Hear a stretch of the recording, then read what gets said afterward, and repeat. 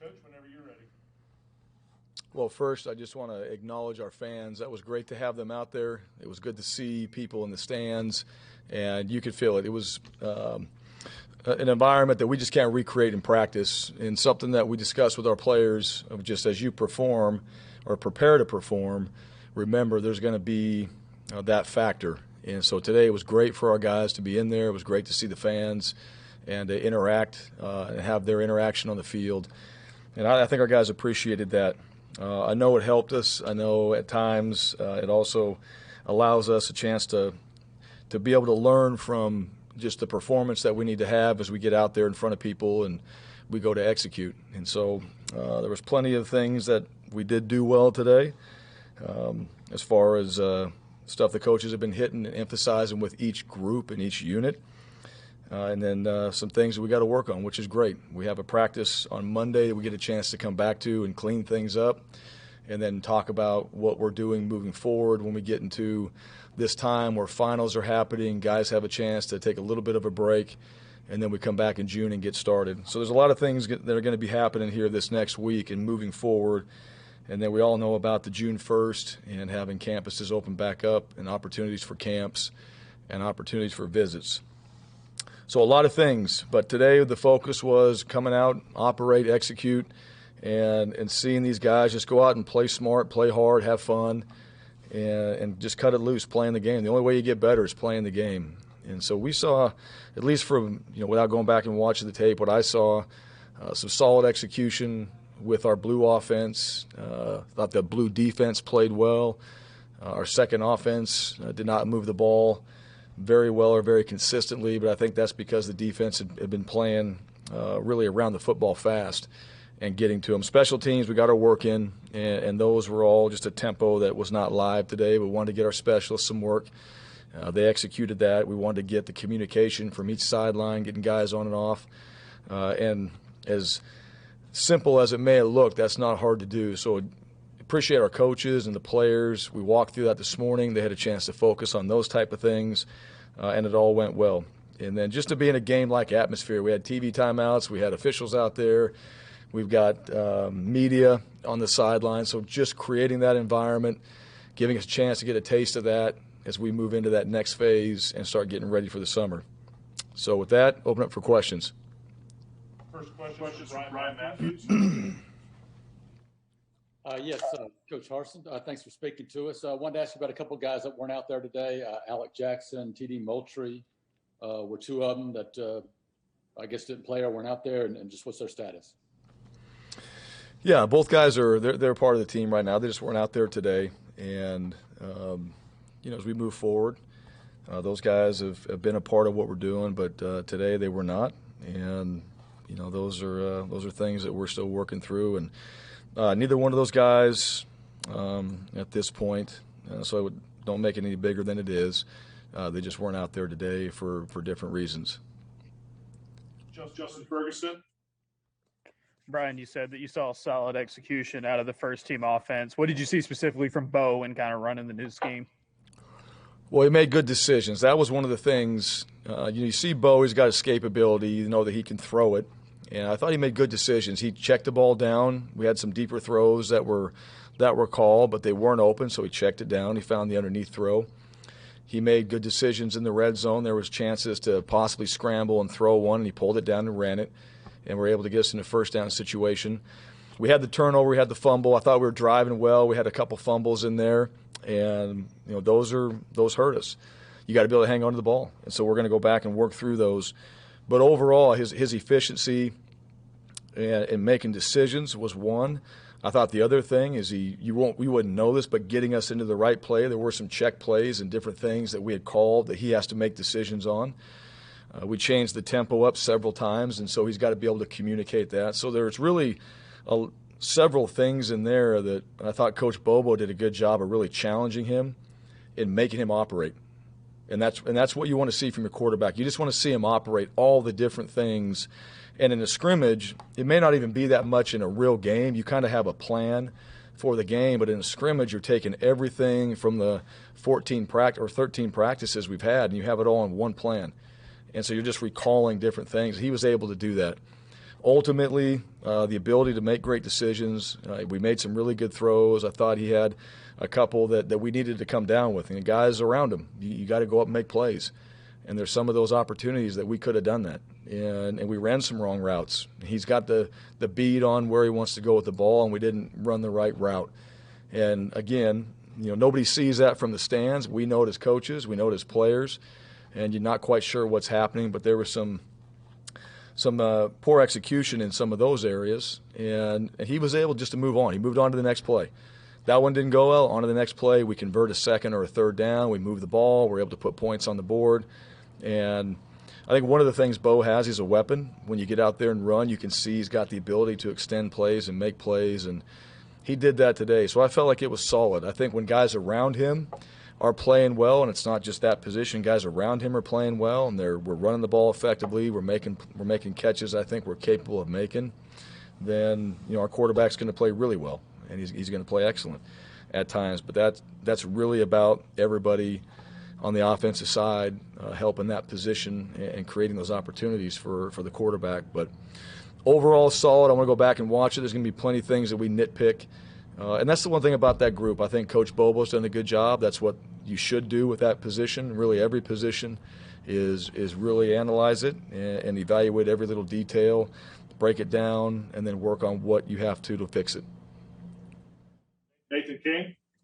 Hey, Bryan, you touched on it a little bit there, but how have the receivers responded? I know you said you were going to, apply a little bit more pressure to them to up their execution. How have they responded over the past couple of weeks, and what did you see out of them today? Well, I would say solid as well. I think today we had we had some opportunities. We made plays. I know that. There were some really good plays that were made by the wide receivers. And even in the run game, there were some blocks that those guys have been working on. It's hard to block some of those guys on defense. They've seen these plays, and they're also good. Our defense does a great job of getting off blocks. And I think our defensive coaches have taught that really well. So our guys have to work hard at the wide receiver position. But we had some opportunities where we run the right route, put ourselves in the right position. I think we're going to have a better play. And so those are the things. And everybody makes the mistakes. They make some mental errors. We're going to have some of those that come up. We need to be more consistent at that position. And I think that's right now we're not where we want to be, and we're going to work through focusing on that as we get into summertime. So between now and when those guys come back and start preparing for June, there's got to be a lot of work done during that time of just understanding and really seeing a lot of the things that we can improve on, and then doing that in the entire summer, and then doing that through fall camp, and then continuing that through the entire season. The wide receivers are asked to do a lot. You see them moving around. They're in different positions. They're in different alignments. And so they've got to study. They've got to prepare, and they've got to be really students of the game to do the things we're asking them to do. Tom Green. Hey, Bryan, kind of going off that, I wanted to ask about what you've seen from Elijah Canyon this spring. Obviously, he kind of stood out in the bowl game, and then had a touchdown today. Just how he's progressed. Yeah, he's been good. He's been good. But just like I said, it's not really – I'm not going to single out Elijah. The wide receiver group, like most positions right now, that's really the same story. We all got to work on things. And that group in particular on the offensive side. And because of we're using multiple tight ends, we're going to be able to use multiple wide receivers. We want to get guys in different positions. We want to be able to use them at a variety of locations on the field, not just at their one spot. And that's where the study, that's where the consistency. I think at wide receiver, in my opinion, you run more. A lot of guys run that wide receiver position. You're always running. You're running on special teams. You're running in practice. And you've got to be a mentally strong guy to go out there and be able to do it consistently day in and day out. But the great ones do it. They do it consistently day in and day out. They run great routes. They work through the details. And there's a lot of little details in our offense when it comes to the wide receiver position. And so, like I said with that group, and I've said with every group, we made mistakes consistently. We need to make new ones. Today I thought we made some new mistakes, so we made progress in that area. But we made some of the same ones that we made before. And, at some point, That's where the change has to happen. There's got to be that change in just the habits and preparation for everybody to fix those problems and move on to new ones. And what does that take? You're not going to – you do it in meetings, great. You do it on the field in practice, that's one thing. You got to spend time in order to be successful in all those little details that come up day in and day out so that you can correct the mistakes you made and move on to new ones. That's the wide receiver position right now, like many other positions where at some point that has to change. And that's just going to come from a decision of that I'm going to be more disciplined. I'm going to work harder at these things. I'm going to work on my preparation habits, and that's going to happen. And that's got to be a mentality that's created within each room. It's also got to be a mentality that you create just as a person. That we all work on certain things. Football is no different than what other people do in their occupations. It's just how hard you're going to work on it, and are you paying attention to the little things, and are you doing things extra in order to make sure that you don't make the same mistake twice. So that's what we're working on right now with that group, and today was solid. Coach, we're going to take two more. First one is from Mark Murphy. Yeah, could you talk about the defensive front this spring, how they've come along? And also, I didn't see Jaron Handy or Jay Hardy out there in the group, and I didn't see Marco Domio in the secondary. Right. Well, I'll start with the D-line. The D-line is, moving JJ over there. We had that.